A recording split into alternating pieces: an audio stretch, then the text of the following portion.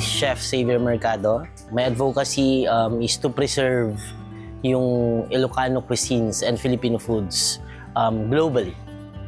So, Halo-Halo de Iloco po yung name. Unang-una po, it's actually a mix of different types of Ilocano and Filipino foods.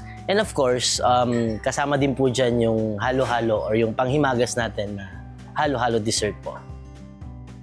Nag-umpisa po yung Halo-Halo de Iloco noong May 18 ng 2004. Yung area po namin before, nag-umpisa lang po kami sa good for 15 packs na dating bakery shop po sa Sandueta Street.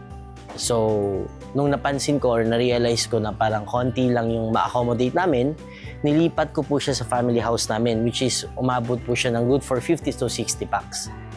But then, kulang pa din sa sobrang dami na nga ng turista na pumupunta dito dahil sumisikat na nga ang La Union tsaka yung Region 1. So talagang pinupuntahan ang Halo-Halo de Iloco dahil nga yung notion nila na hindi ko kumpleto ang pagpasyal mo ng La Union pag di ka kumain sa Halo-Halo de Iloco.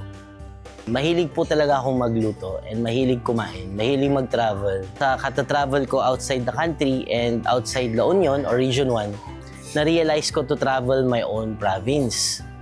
So nung pumunta ako ng Agoo, La Union, nakita ko na may museum pala ang La Union. So it's Museo de Iloco. Yung dad ko, marami po siyang collection and maraming gamit po sa family house namin ng mga lumang mga gamit. So I realized, why not magkaroon ng isang maliit na kainan or restaurant dito sa La Union na nagde-depict sa kultura at tradisyon ng mga Ilocano. So yun, naisipan ko na yung name na Museo de Iloco, kukunin ko yung word na de Iloco.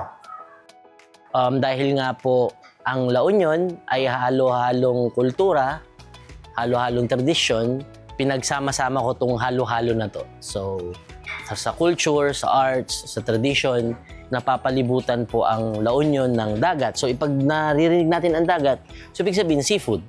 Tapos, napalibutan rin po kami ng mga bundok.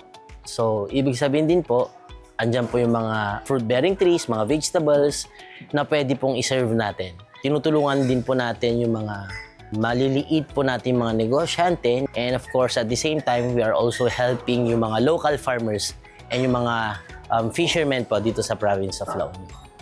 Mas naging magaan yung pakiramdam ng mga turista na pumunta dito dahil napakakulay po ng kultura ng La Union.